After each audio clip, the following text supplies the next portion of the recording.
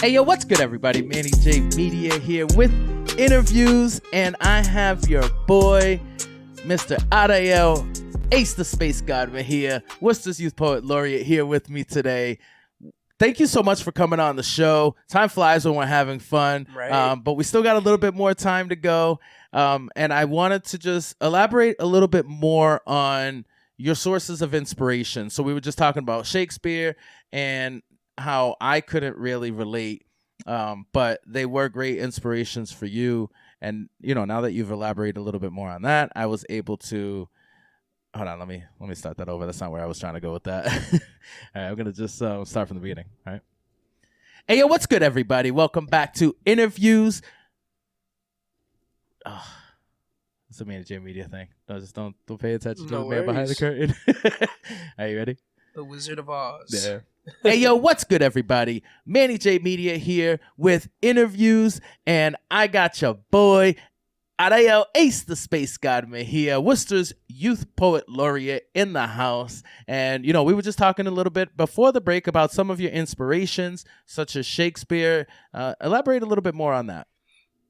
Well, yeah, going back to what I said, I definitely, like, now that I'm kind of getting into more learning double entendres, metaphor. By the way, double entendres, that is like the most skilled thing I think any writer can do. Yeah. It's insane. Like interviews. That's like, a double entendre, ain't it? It has yeah. double meaning, right? That's what double entendre is? Yeah, right, yeah, exactly. So I'm skilled. I'm a skilled poet without even knowing. I was about to say, it honestly, it's beautiful that I'm learning all this stuff. And he's definitely a great inspiration now. But I want to say when I was first starting poetry, or at the time, I still like to call it writing because it wasn't poetry. I was listening to a lot of music. And that would be from like Michael Jackson to James Brown, and a lot of hip hop like Lil Wayne, Eminem, Jay-Z, and I never really liked too much the songs that would be super like party, party, party, party. I liked the ones where I would sit and listen like as if they were talking to me. Like I guess like Stan from Eminem, where it's just kind of like a story. Right. I find that to be amazingly fascinating because hip hop can get, or rap can get very vulgar.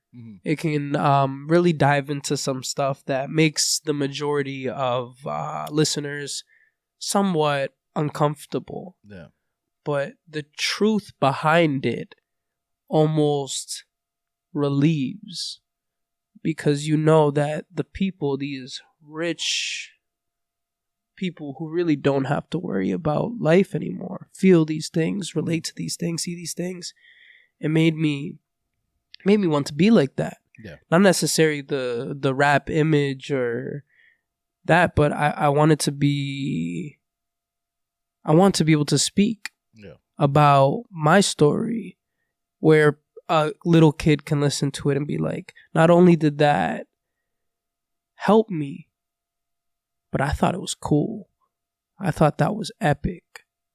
So that's definitely where a lot of my inspiration came from. And actually, Worcester native Joyner Lucas as well. I think that his storytelling, once again, going back to storytelling, I'm obsessed with it. His storytelling is absolutely amazing.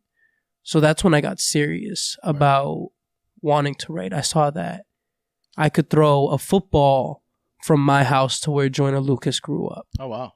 Yeah, pretty much. So inspiration right in your own neighborhood. And on a major level. I mean, Joyner is doing some big things in the music industry. So exactly. And once again, I just mentioned Eminem. He made a song with Eminem. Bro, how crazy is that? That was like, it's like when the Avengers met up in those movies. I swear, I swear to God. Yo, I've always had a curiosity of where being a poet ends and being a rapper begins. Like, where do you draw the line between poetry and rap?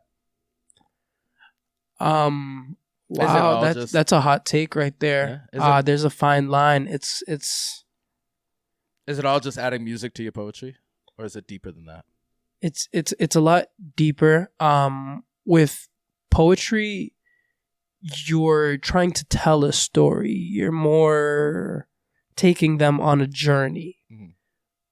But in rap, you're giving it to them. You're making it relatable. You're dumbing it down. There's an art of dumbing it down in the industry. We've seen the likes of like J. Cole take that route. J. Cole has always been a super intricate lyricist. Mm-hmm. But when he was trying to make it into the rap scene, when he said like nobody's same with RZA as well. Both this example goes for both of them, where they're just making it too intricate. They're talking about these things, these poetic things that are hitting, but people cannot relate. And I think I felt the same with Shakespeare, which is why I leaned more to music. They dumbed it down a bunch and they made hits off of vibes, off of actually frequencies. And I feel like that's where rap starts, where hip hop starts, is once that you stop worrying about trying to explain and instead just tell them straight up. So would I be correct in assuming anyway that like hip hop or rap is more like a vibe, more of a think of it this way.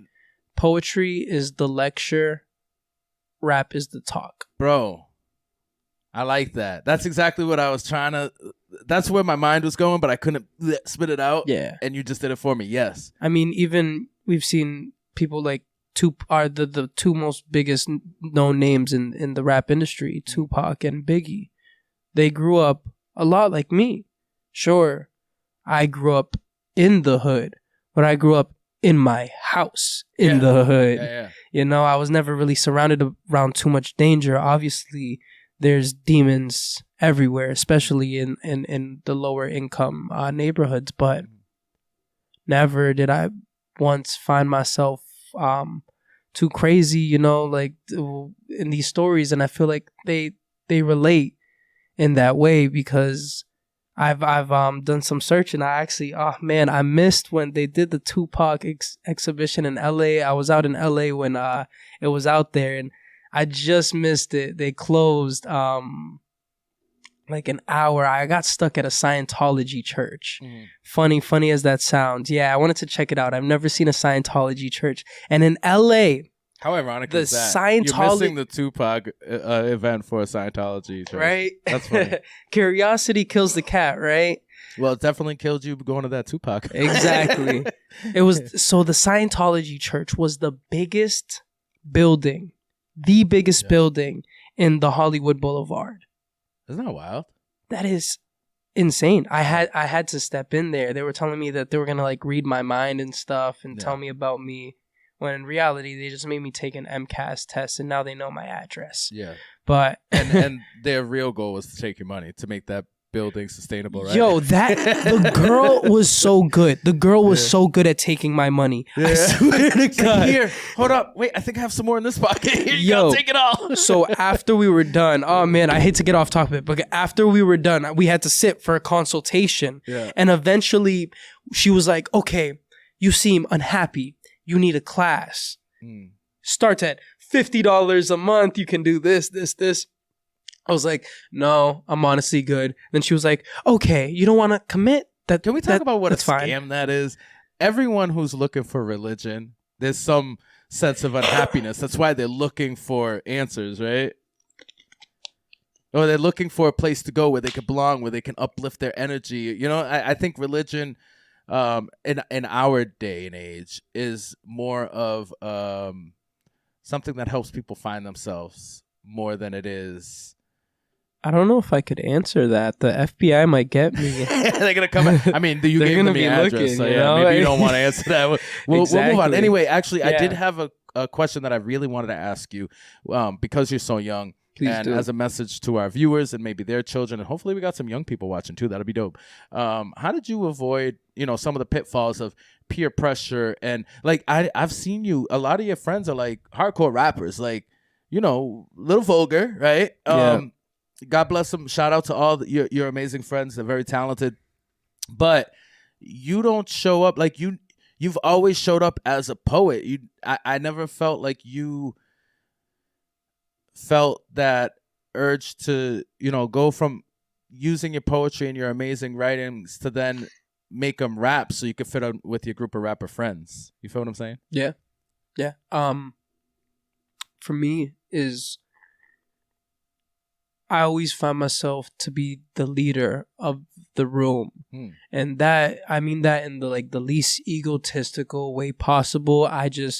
By leader, I mean really like leader of myself. Right. Like when I'm in a room, even if I'm with my boss. You want to lead by example for your friends to be themselves. Exactly. Yeah. Exactly. Like I look at, take Beat It, for example, the Michael Jackson music video. Both Bloods and Crips were in that video. And they even got into a little scuffle on stage, but guess what? Michael Jackson came out, did a little spin, touched his groin. Everybody was fine. Right. Why? Because that's Michael. Yeah. That's Everybody Michael. can relate to their love for Michael, right? Exactly. They can all... I've seen, there's one of my favorite social media posts is the famous people that you never thought would hang out. The hardcore rappers with the funny guy. Yeah. It's because that, just like music, I feel like you're not attracted to a genre of music. You're attracted to a sound. You're attracted to a frequency. Yeah. That's true with people. Once again, going back to the laws of the universe, the law of frequency is that everything is vibrating.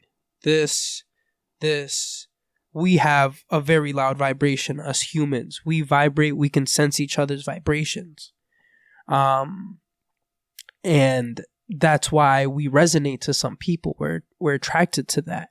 We don't know. We rely on our smell, our sight, our ears for sensation.